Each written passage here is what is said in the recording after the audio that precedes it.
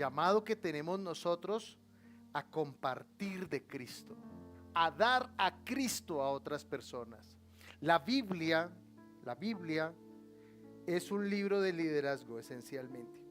La gente piensa que la Biblia es un libro religioso, pero si usted mira detenidamente el contenido de la palabra y la historia y todas las historias que están en la Biblia, son historias de liderazgo. Liderazgos exitosos, liderazgos que fracasaron también, liderazgos nulos, personas que fueron llamadas para cosas grandes, pero esas cosas grandes nunca se hicieron realidad. Y la palabra de Dios es esencialmente un libro de liderazgo. Y hoy, ¿qué vamos a hacer? Además de nuestra Santa Cena, vamos a hacer la graduación de nuestro curso de liderazgo. Quiero hacer ese llamado a todos nosotros, a todos los que estamos en este lugar. Dios te ha llamado para que seas un líder. Dígale al que tiene así eso a su lado, dígale: Dios te ha llamado para que seas un líder. Nosotros somos llamados al liderazgo. Una vida con, ¿cuántos quieren una vida con propósito? A ver, levante la mano el que quiere una vida con propósito. No es posible una vida con propósito sin liderazgo. Gracias. No es posible una vida con propósito sin liderazgo. Liderazgo es el propósito. Eso es el propósito. Liderazgo. Que nosotros podamos, hay 3 clases de liderazgo. Liderazgo de mí mismo, ¿cierto? En primer lugar. Número 2, liderazgo de mi familia. Y número 3, liderazgo de otros. Pero no es posible una vida con propósito sin liderazgo, sin un liderazgo que se desarrolle. Y eso es lo que quiero hablarles hoy. ¿Y por qué quiero hablar de esto? Porque nosotros estamos en un mundo que está muy convulsionado. Estamos en un mundo al revés. El profeta Isaías lo dijo de esta manera. Dijo que este mundo llamaría a lo bueno, lo llamarían malo, y a lo malo lo llamarían bueno. Ese es el mundo donde nosotros estamos. Estamos en un mundo que exalta los antivalores. Usted mire las redes sociales, mire usted todos los referentes que hay en el mundo, y son referentes en muchas ocasiones porque son antivalores. Son antivalores, antivalores cristianos, antivalores de la familia, antivalores de la vida como tal. De hecho, hace una semana o un poco menos de una semana, un héroe de nuestra infancia, el boxeador, uno de los boxeadores más famosos del mundo y de la historia, Mike Tyson, a los 58 años, subió otra vez al cuadrilátero a boxear contra un joven de 28 años, 29 años. Y cuando terminó la pelea y todo esto, y le preguntaron a Mike Tyson, bueno, ¿y qué opinas de esta pelea? ¿Qué mensaje le quieres dejar a los jóvenes, a los demás? Dijo: no, ninguno. Realmente a mí no me importa nada. No me importa nadie. Y su legado, yo no creo en eso. Yo no creo en el legado. Lo único que importa en la vida es lo que usted hace aquí. Después de que usted se muere, nada importa. Es decir, un nihilista como tal. Y muchas personas están llevando sus vidas basados en las enseñanzas de esas personas. Yo he escuchado y he conocido jóvenes cristianos, empresarios cristianos, profesionales cristianos, buenas personas, que el norte de sus vidas, la referencia de sus vidas, son personas ateas, incrédulas, personas que históricamente vivieron una vida perdida, llevaron una vida sumamente alejada de Dios, ajena de Dios, por la dureza de ellos, por la dureza del corazón de ellos. Y son los referentes, a veces nuestros, a veces son los referentes de nuestros hijos. Porque la Biblia dice que en los últimos tiempos, que son los tiempos que estamos hablando hoy, y hoy quiero hablarles eso, quiero hablarles del liderazgo en los últimos tiempos. Ese es el mensaje que quiero compartirles hoy. Liderazgo para los últimos tiempos. Y quiero específicamente, usando este versículo de la Santa Cena de Primera de Corintios, capítulo 11, en el versículo 26, estaba el apóstol Pablo recordando aquel episodio donde Jesús, el Señor Jesucristo, estuvo con sus discípulos la noche anterior a ser crucificado, a ser entregado. Y está el apóstol relatando todo lo que sucedió allí y cómo en medio de toda esa convulsión que estaba ocurriendo, en medio de esa presión social, personal, emocional, esa batalla espiritual que estaba viviendo el Señor Jesucristo. Porque nosotros a veces vemos solamente como el lado emocional de Jesús, que estaba bajo angustia, etcétera. Pero Jesús estaba sosteniendo una batalla espiritual, una guerra espiritual contra Satanás y contra los demonios. Y en medio de toda esta presión, en medio de toda esta situación, que es la misma que ustedes y yo estamos viviendo. O sea, la vida de Jesús no es ajena, no es diferente. La presión que vivió Jesucristo no es diferente o distinta a la que usted y yo vivimos. La Biblia dice que Él fue tentado, así como nosotros somos tentados. La Biblia dice que Jesús sufrió angustia, así como nosotros sufrimos angustia. Y en medio de esa batalla, en medio de esa guerra espiritual que el Señor Jesucristo tuvo y vivió y experimentó en su carne, el Señor Jesucristo aprovechó para hablarles a sus discípulos de propósito.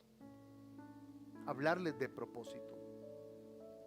Dice el versículo 26 del capítulo 11 de Primera de Corintios, capítulo 11. Dice: porque todas las veces que comáis este pan y bebáis esta copa, la muerte del Señor anunciáis hasta que Él venga.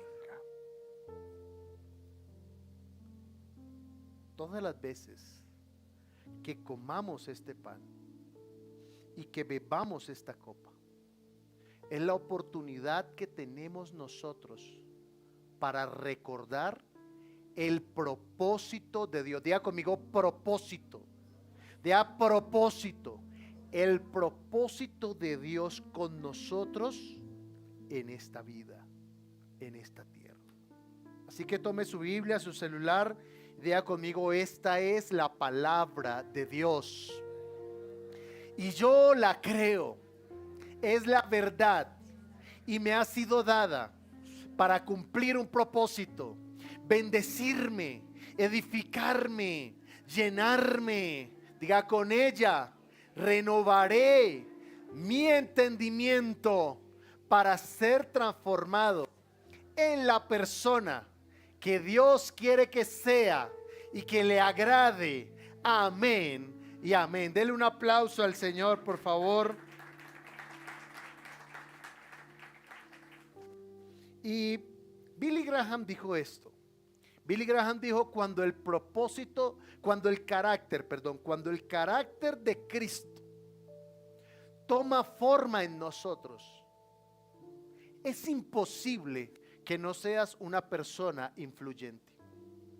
Escucha lo que dijo. Dijo: es imposible que cuando el carácter de Cristo toma forma en nosotros, es imposible que no seas una persona influyente. Porque en este pasaje, en este versículo, a diferencia de Mike Tyson, que decía: no, después de la muerte no importa nada, ya nada importa. No importa absolutamente nada. A diferencia de eso, Jesús, sabiendo que esa noche iba a morir y sabiendo todo lo que iba, los días subsiguientes, que no vamos a hablar de eso ahora, después de la crucifixión de Jesús en la cruz, que iba a descender a los infiernos, que iba a cargar en la cruz nuestros pecados, nuestras maldiciones, Jesús tomó tiempo para hablarles a sus discípulos de lo más importante en su corazón, y era que ellos llevaran una vida con propósito en esta vida. Y por eso en la Santa Cena, el Señor, la Santa Cena, digamos la cena que ellos tomaron aquella noche, fue la cena pascual. La cena pascual tenía no menos de 7 pasos. Habían muchos elementos ahí, habían unos clavos, habían unas hierbas amargas, ellos comían hierbas amargas. La Santa Cena judía era una cena muy amplia, una cena que podía durar en cada uno de sus pasos 1 hora y 30 minutos más o menos. Pero es al final de la Santa Cena, cuando el Señor toma el pan y toma la copa, es que Jesús instaura lo que nosotros conocemos como la cena del Señor. Por eso, digamos, nosotros llamamos la Santa Cena, pero el término exacto es la cena del Señor. Y la cena del Señor nos habla a nosotros de una vida con propósito, de una vida de liderazgo. Liderazgo en un mundo caótico, porque el mundo fue caótico hace 2000 años, fue caótico hace 1000 años, hace 500, hace 10 años, y el mundo seguirá siendo caótico. ¿Y qué es el liderazgo? ¿Por qué se necesitan hombres y mujeres líderes? Porque el liderazgo es similar a un capitán de un barco que conduce su barco, que conduce, no sé, el transatlántico, lo que sea, en medio del mar. Y los que han navegado por el mar, sea poco, sea mucho, saben que cómo es el mar. ¿Cuál es la característica que tiene el mar? Que el mar tiene olas. Por el mismo movimiento de la tierra tiene olas. Y hay olas grandes, hay olas medianas, hay olas pequeñas. Hay tempestades en el mar. Hay mares que se conocen como mares tranquilos, pero el mar realmente no es tranquilo. El mar es caótico. Y en medio del caos, en medio de esas olas que golpean con firmeza a los barcos, que siempre son pequeños, el capitán debe guiarlo. Debe guiarlo, porque el capitán tiene un propósito. ¿Y cuál es su propósito? Llegar a un puerto seguro. Llegar a un puerto seguro. Nosotros tenemos un propósito. ¿Cuál es nuestro propósito en la vida? Llegar a la eternidad. El mismo Señor Jesucristo lo dice aquí, que nosotros somos llamados a anunciar la muerte del Señor, la vida del Señor, hasta que Él regrese. Ese es nuestro propósito en esta vida, anunciar a Jesucristo. Nadie dijo amén. El propósito de su vida es anunciar a Jesucristo. Eso es lo único que le va a dar sentido a nuestra vida. La gente dice, no, es que yo cuando me case seré feliz. Usted no sabe lo que está hablando. La gente dice, cuando yo compre mi casa seré feliz. ¿Sabe lo que está hablando? Cuando tenga mi carro, mis cosas, ¿sabe lo que estamos hablando? Pero esa es la vida nihilista, la vida consumista, la vida de este mundo que solo se preocupa por tener, comer y dormir. Una vida que solo se ocupa de las cosas de este mundo. Nos levantamos pensando en trabajar. Nos acostamos pensando en ¿qué? En el trabajo. Comemos y mientras estamos comiendo, estamos viendo el teléfono resolviendo asuntos de trabajo. Es decir, una vida aferrada completamente a las cosas de este mundo. Pero el Señor Jesucristo, cuando habló a sus discípulos, Jesús los estaba llamando a un liderazgo para los últimos tiempos. Los tiempos que estamos viviendo ahora y que seguiremos viviendo. La Biblia dice que este mundo irá de mal en peor. Mire lo que dice la palabra. Dice, ellos irán de mal en peor, engañando y siendo engañados. La Biblia dice que un gran filósofo dijo, el problema de la maldad en el mundo no es la acción de los malos, sino la inacción de los justos. Que nosotros vemos a la gente colándose en el bus y ¿qué hacemos? Callamos. Que nosotros vemos a alguien robándose algo y ¿qué hacemos? Callamos. Que nosotros percibimos problemas en familiares, en matrimonios, etcétera, ¿y qué hacemos? Callamos. Hace algunos años leía el libro de un general que estuvo participando en las negociaciones de paz en el gobierno del presidente Santos.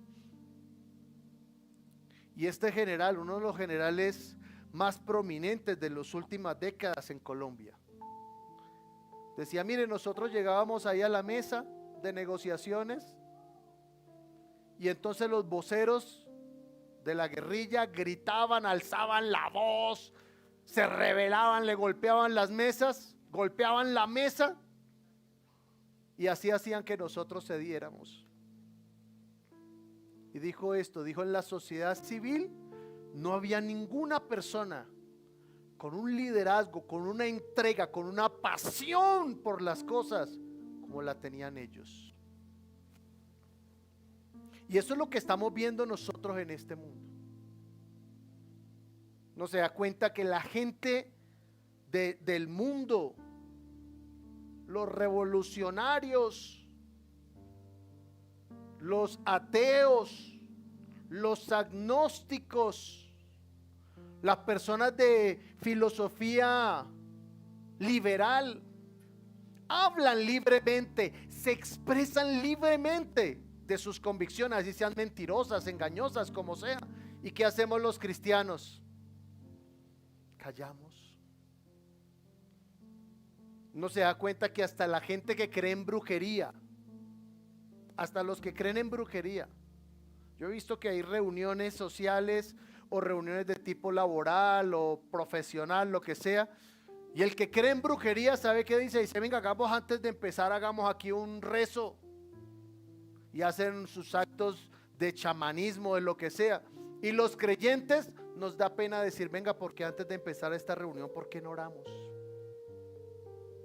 Nos da vergüenza, nos da temor. ¿Temor a qué?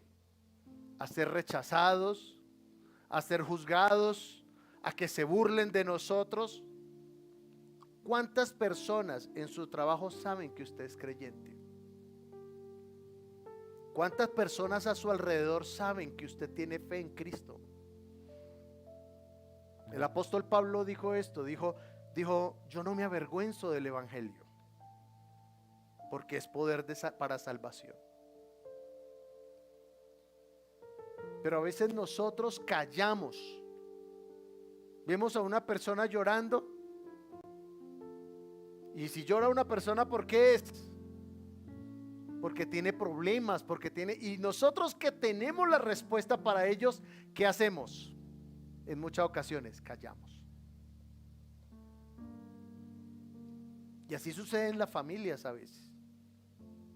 Nuestras propias familias a veces entran en crisis y nosotros, en lugar de hablar de Cristo y decir, venga, aquí lo que hace falta es orar, aquí lo que falta es meternos con el Señor, ¿qué hacemos nosotros? Callamos, esperamos a que las olas le den tan duro al barco que termine hundiéndose. Pero cuando el Señor Jesucristo vino a la tierra, y aún en todo el plan divino, cuando usted mira el primer hombre creado, Adán y Eva, los primeros hombres, Dios les habló de propósito. Cuando Dios llamó a Abraham, Dios le habló de propósito. Cuando Dios escogió a Moisés, Dios le habló de propósito. Cuando Dios llamó a David, y así podría seguir con todos los hombres de la Biblia, Dios les habló de propósito. Y los grandes hombres de Dios y mujeres de Dios llegaron a hacerlo por su entrega total al Señor. No fue una entrega parcial. No fue una entrega reservada siquiera, sino fue una entrega absoluta. Y cuando usted analiza los liderazgos fracasados, porque en la Biblia hubo liderazgos fracasados, cuando usted analiza detenidamente los liderazgos fracasados, lo fueron porque abandonaron el propósito eterno de Dios. Por eso todo reúne en una sola cosa: propósito. Diga conmigo: propósito. ¿Y cuál es el propósito? Liderazgo. Nosotros somos llamados a ser líderes. Nosotros somos llamados a sustentarnos con la fe de la presencia de Cristo en nosotros. ¿Hasta cuándo?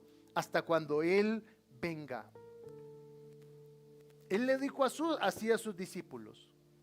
Le dijo: cuando ustedes coman este pan y beban esta copa, tienen que recordar que ustedes son llamados a anunciar la muerte del Señor hasta que Él venga. ¿Por qué sabemos nosotros que el Señor viene?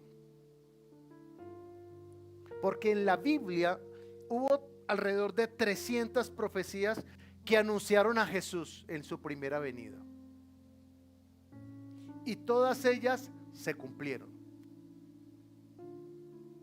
Y hay más profecías, o sea, con relación a la primera hubo 300. Pero hay más profecías que anuncian la segunda venida del Señor que las que anunciaron la primera.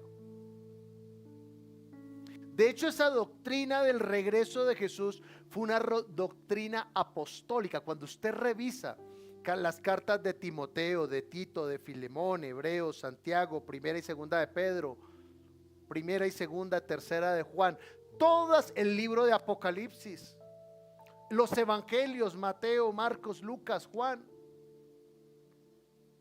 los profetas, Isaías, Jeremías, Daniel, Ezequiel, todos ellos hablaron del regreso de Cristo y de la actitud que debíamos tener nosotros. Nosotros sabemos, y miren, lo sabe que es lo tremendo, que el mundo lo sabe, o una parte del mundo lo sabe. Hay una organización a nivel mundial que dicen que llevan como el tiempo, ¿cómo lo podríamos llamar? Como, no sé, donde ellos dicen cuántos años le quedan a la sociedad o al mundo. ¿Sabe qué dicen? Dicen que la sociedad como la conocemos está viviendo el último minuto para que empiece la oscuridad sobre la tierra. Imagínate, y no conocen a Cristo. Ellos lo saben. ¿Por qué? Porque cuentan las especies que se acaban, cuentan cómo se está agotando el agua, cómo la crisis climática está invadiendo el mundo, cómo la misma sociedad se está degenerando, cómo la misma sociedad se está degenerando, cómo los valores se están perdiendo. Ellos miden absolutamente todo, no miden solamente a nivel climático, la naturaleza, sino miden absolutamente todo. Ellos dicen: mire, al mundo como tal no le quedan más, al mundo como lo conocemos, no le quedan más de 100 años, dicen ellos. Dicen: hemos entrado al último minuto en la historia de la humanidad. El mundo lo sabe, o una parte del mundo. Y el Señor Jesucristo hace 2000 años nos dijo a nosotros eso. Nos dijo que Él volvería y que cuando Él volvería el mundo sería un caos. Pero el Señor les dijo: pero su propósito en todas las eras es anunciar mi muerte y mi regreso. Ese es el propósito de sus vidas en esta tierra. Anunciar a Jesucristo. Por eso Jesucristo tiene que ser anunciado y revelado, número uno, en nuestros corazones. Primero, en nuestro corazón. Estar convencidos en nuestro corazón de Cristo, de la verdad de Jesucristo, del poder transformador de Jesucristo.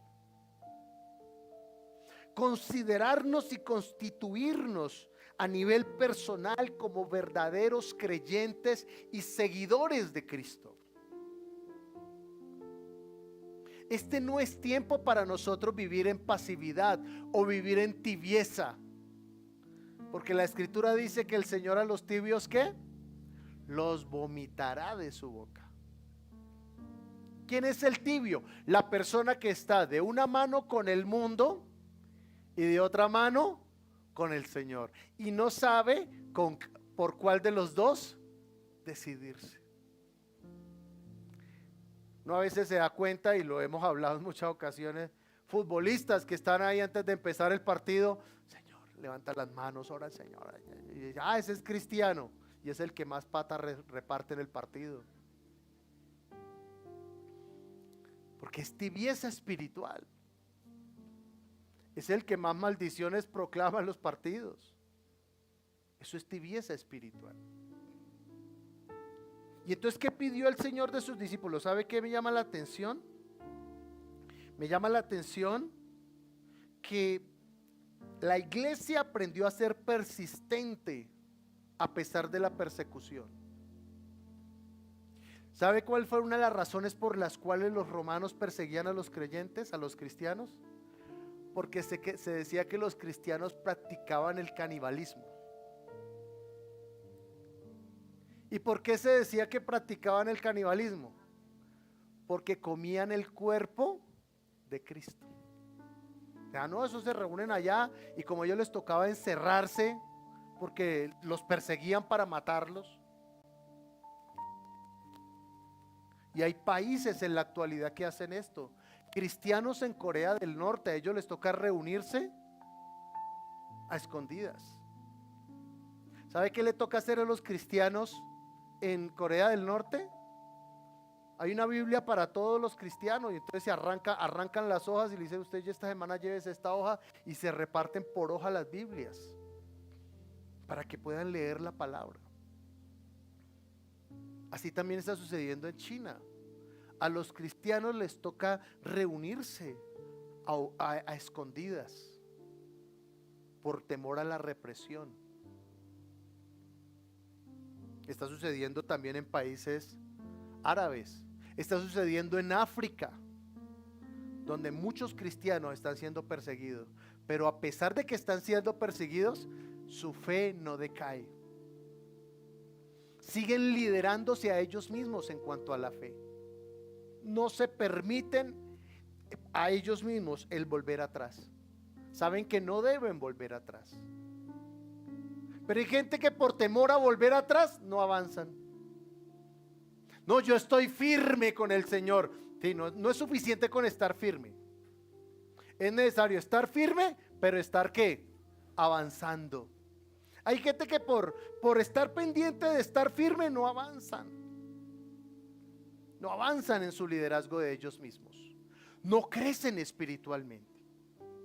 Por eso le estoy hablando de que liderazgo para los últimos tiempos, liderazgo de nosotros mismos, en primer lugar. Liderazgo de nosotros mismos. El salmista lo dijo de esta manera, dijo: mi corazón ha dicho de ti, buscas mi rostro, Señor, tu rostro buscaré. Eso se llama liderazgo de nosotros mismos.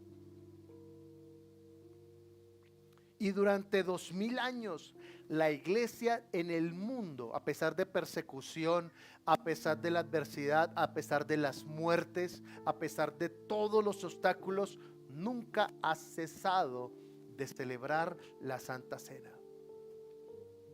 Porque es un anuncio de que Jesucristo vuelve por nosotros.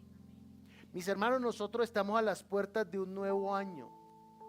Y siempre que vienen los nuevos años, nosotros empezamos a establecernos propósitos. No quiero decir que eso esté mal, Empezamos a establecernos propósitos. El año entrante voy a bajar los kilitos que me sobraron en este. El año entrante cambio de moto. El año entrante cambio de carro. El año entrante si voy a viajar. El año entrante voy a comprar apartamento. Bueno, lo que sea, todos los propósitos que nos hacemos.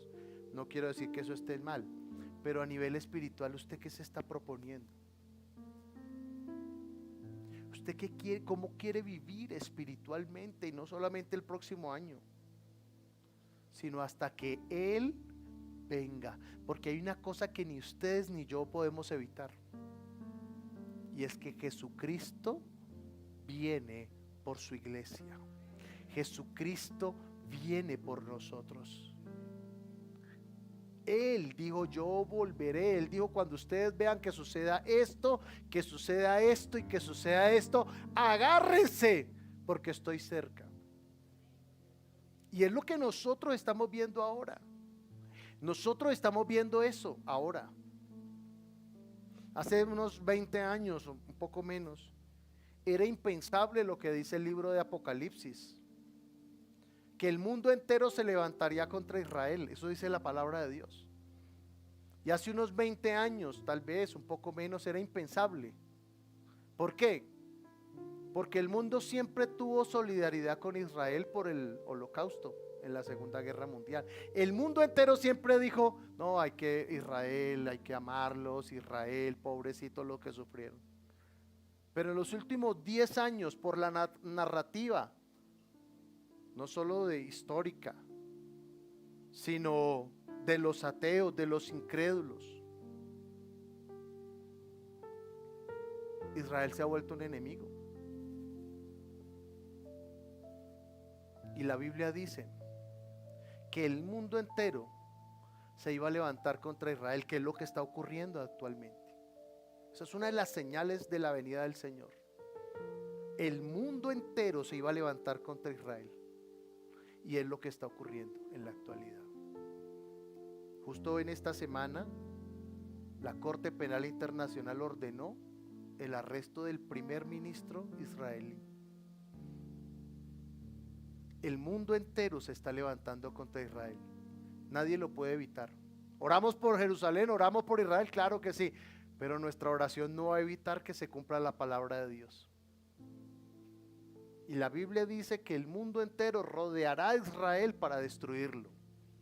Y es lo que están viendo nuestros ojos actualmente. Nosotros somos la generación que estamos viviendo eso. El mundo entero se está levantando contra Israel. Estamos a las puertas de la manifestación del anticristo. Estamos a las puertas.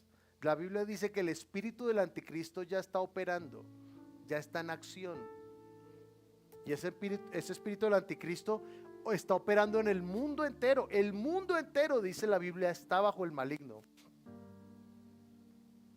El mundo entero está bajo el maligno. Nosotros estamos dando cuenta como países que consideramos como puntos de referencia, es decir, lo que allá ellos vuelven para ellos, digamos, algo que los rige, los países subdesarrollados como el nuestro apuntan a eso. Y en países desarrollados ya le están diciendo a los niños, a los padres, usted no le puede decir a su hijo que es un niño o que es una niña. Ellos tienen que descubrir qué son. Y hay países donde ya es delito que le enseñen a los niños que son niños y niñas. Para allá vamos nosotros. Para allá nosotros vamos. En Estados Unidos, por ejemplo, el hombre más rico del mundo está en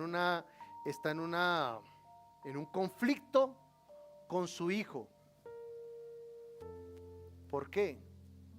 Porque se cambió de sexo.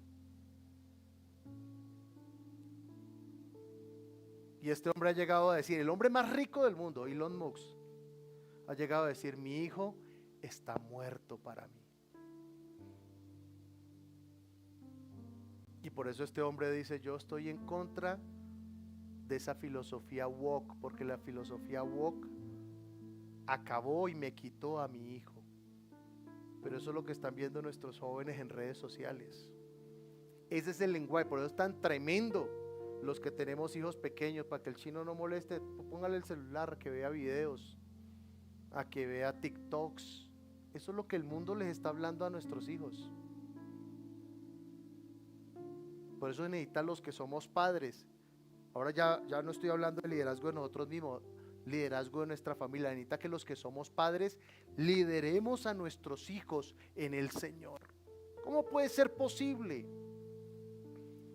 que si nuestros hijos a las 4 de la mañana, 5 de la mañana, 6 de la mañana, a la hora que les toque levantarse, no quiero ir al colegio? Nosotros tenemos esa situación con nuestra hija. Por favor, no le hagas saber nada. Pero todos los días se levanta y dice que no quiere ir al colegio. Pero nosotros no se lo permitimos.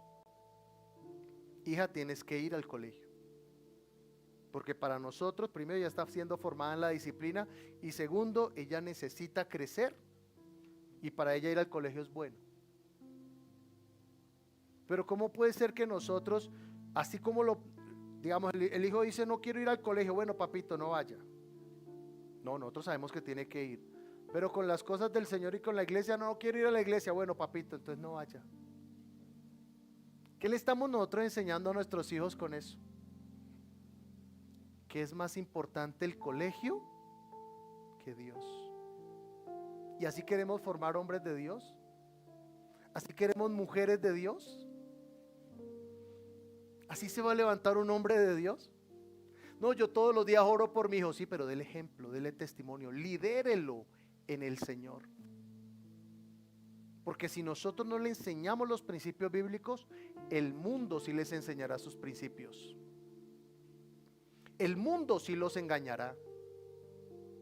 El mundo los arrastrará en las tinieblas, porque el mundo entero está bajo el maligno. Estamos hablando de liderazgo para los últimos tiempos. Por eso se necesita hombres y mujeres firmes en su fe. Hombres y mujeres radicales en su fe. Radicales en su fe. Y aquí no estoy hablando es que es malo ponerse aretes, maquillarse. No estoy hablando de eso. Sino en la fe. No negocie sus principios con el mundo ni con sus hijos. No los negocie. No los negocie. Porque el mundo no se avergüenza de hablar de su anticristianismo, de sus antivalores. El mundo no se avergüenza de eso.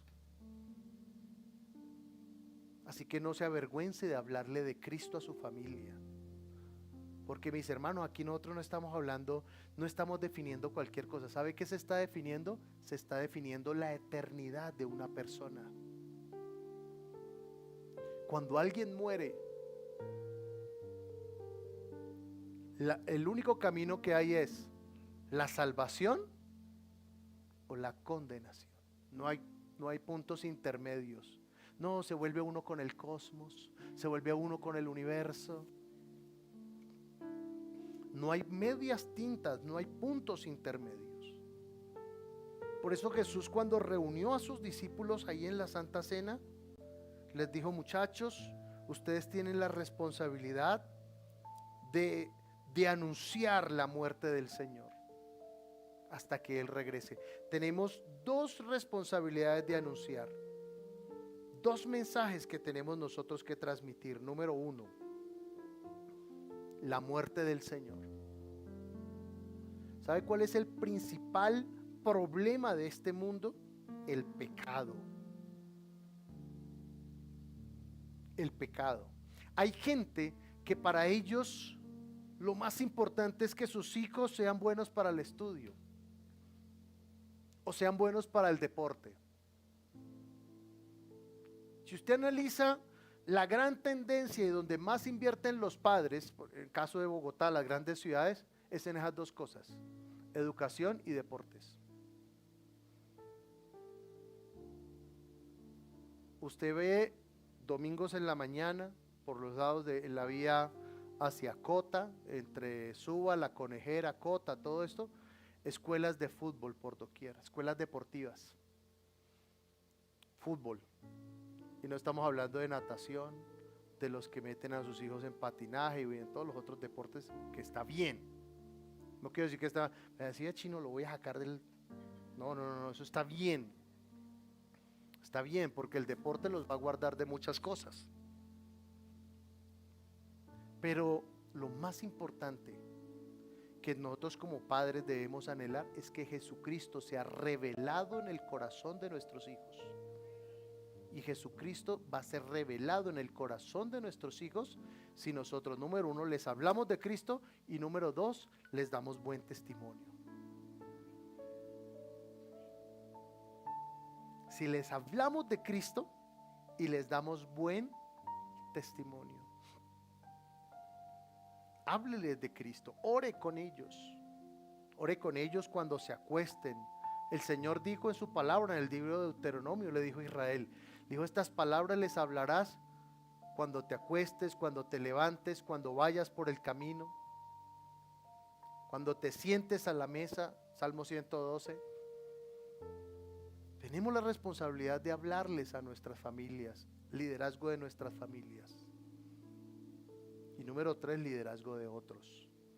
Hay gente a su alrededor que se está perdiendo. Hay gente a nuestro alrededor que se están perdiendo, que están muriendo sin Cristo. Hay gente a nuestro alrededor que son esclavos de las drogas, esclavos de la depresión, de la soledad, de la amargura. Hay gente a nuestro alrededor que está acudiendo a la brujería, a la hechicería.